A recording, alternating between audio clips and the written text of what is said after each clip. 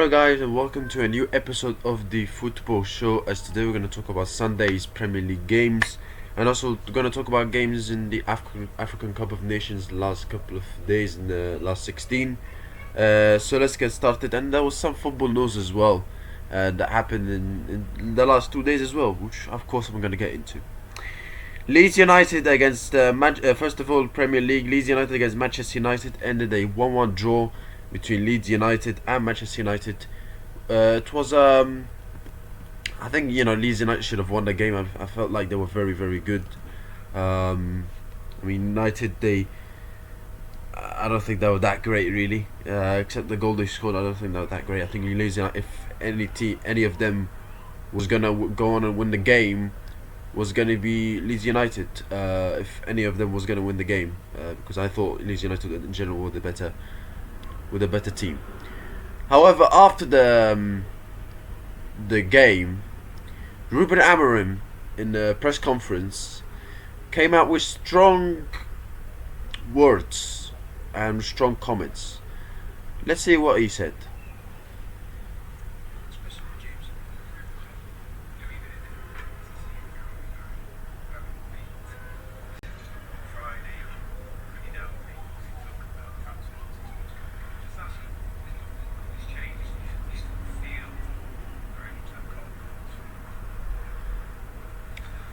Guys, to stop with that, and I noticed that you receive selective information about everything. I came here to be the manager of Manchester United, not to be the coach of Manchester United, and that is clear. I know that my name is not Tuchel, it's not Conte, it's not Mourinho, but I'm the manager of Manchester United, and it's going to be like this for 18 months, or when the board decided to change. So that was my point. I want to finish with that. I'm not going to quit. I will do my job until other guy is coming here to replace me.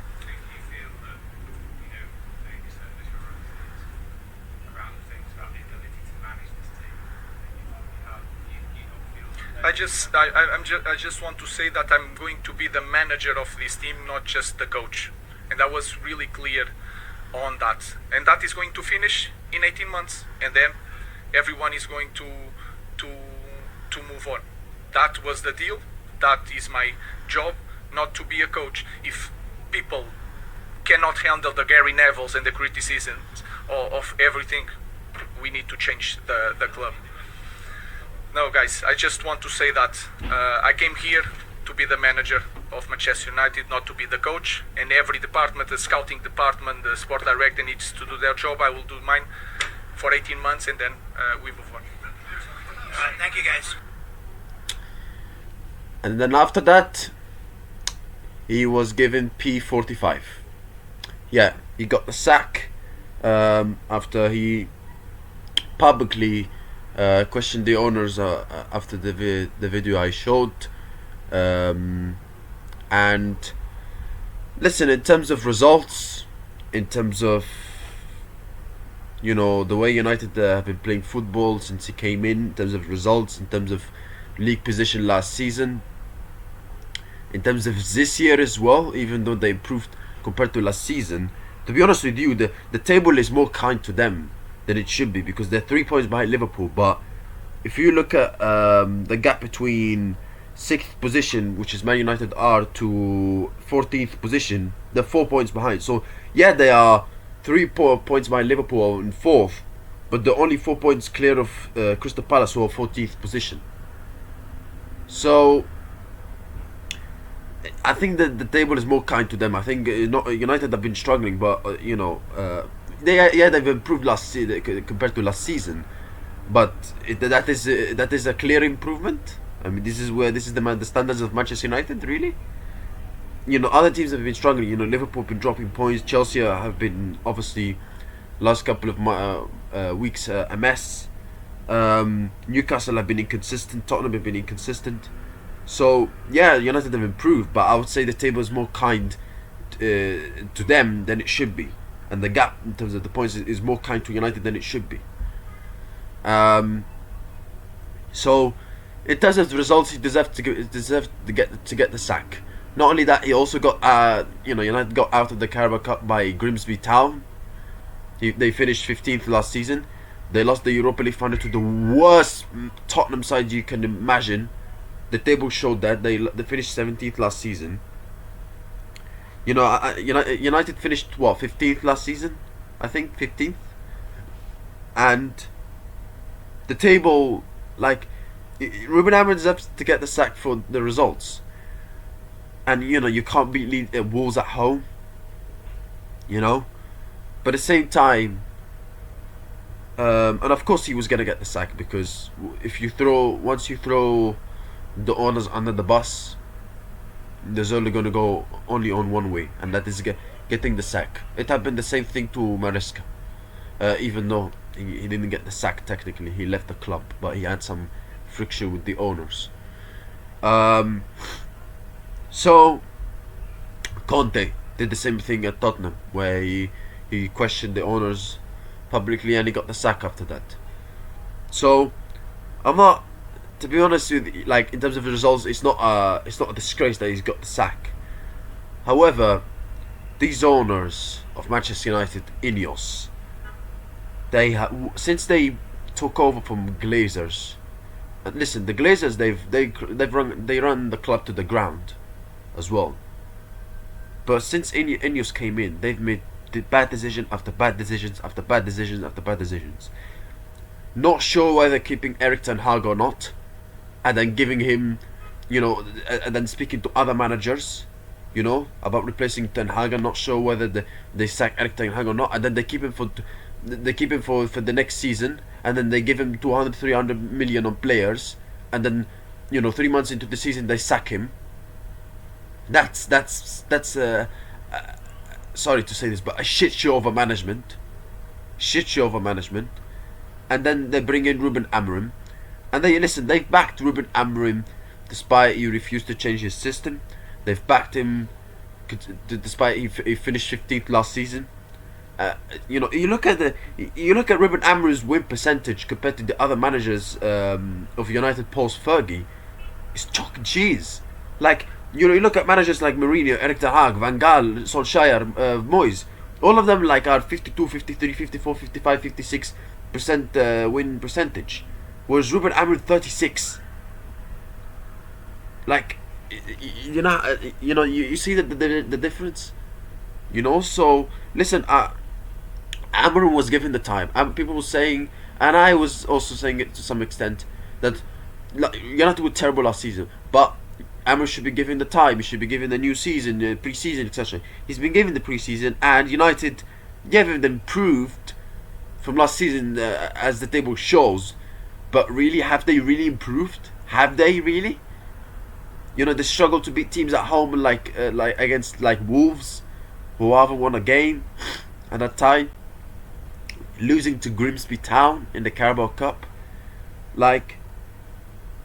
yes, they are 3 points behind Liverpool 4th, but as I said, they're only 4 points ahead of Crystal Palace, who are in 14th. So yeah, the gap is not that big to 4th, but the gap is not that big to 14th as well. So yeah, again, Amorim deserves to get sacked. Listen, I don't like seeing a manager get sacked, never, because it's always said when a manager loses his job. Always said. It's like an employee working, I don't know, engineer or whatever. It's always said. But in terms of results, he can't complain about being sacked.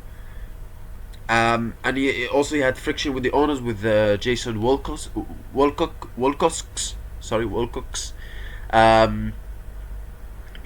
About the transfers, and about also bringing the players in January transfer window. Even Ruben Amorim, I think before the Wolves game or before the Leeds game, where a reporter was asking questions, about bringing players in January, and he said, "I don't want to talk about that," which was strange, because Amorim is always known for a guy for being honest in front of the media.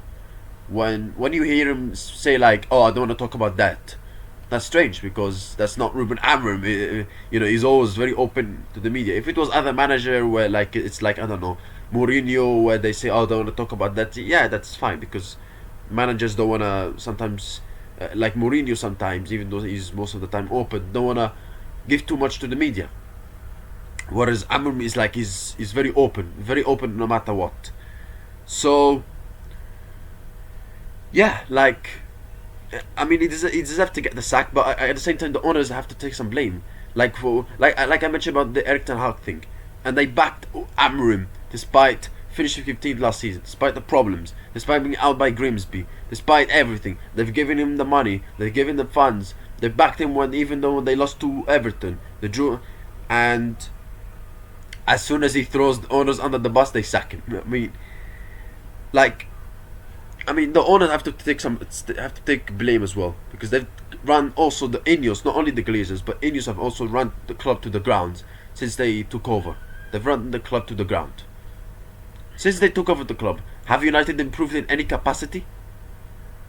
No, not really. So yeah, and now what next for Manchester United and for Ruben Amorim? I mean, I don't know. Maybe he's gonna go back to manage Portugal or manage big clubs in Europe. Let's see. But for Manchester United, who's next? Who should take them? Who should be there? But who do I think? I think one of my friends asked me, who's a Manchester United fan, asked me who's the next best manager for Manchester United. I hear names like Maresca and Maresca. I mean, but Maresca had problems with the owners at Chelsea, so I'm not sure really he wants to go at United with those owners when he had those problems. Faced the same issues at Chelsea. I think maybe the best manager is maybe Xavi. Xavi, who used to manage Barcelona, and obviously it was an amazing play for Barcelona. And I know you might say, "Oh, why? Why Xavi? What did he do for Barcelona as a manager?" Well, he won them the league, first of all. Yeah, I'm not saying he was a phenomenal manager, but I think he did a decent job at Barcelona considering all the problems they have financially, and he laid the foundations for Flick, and Flick is doing obviously an amazing job for Barcelona. By the way, I'm not saying Flick is only succeeding because of Xavi, but Xavi kind of laid the foundations, let's say, in terms of the youngsters he brought in, etc. So he did a decent, and he also has the experience in big clubs as well. But would he want to manage Manchester United? I'm not sure. So, but let's see what happens. So yeah, that's it. And Ruben Amorim sacked by Manchester. I mean, 2026 is off to a great start, off to a flyer in football terms. Like Maresca leaving Chelsea, Amorim leaving Man United. And to be honest with you, I wouldn't be surprised next week if Slot leaves Liverpool.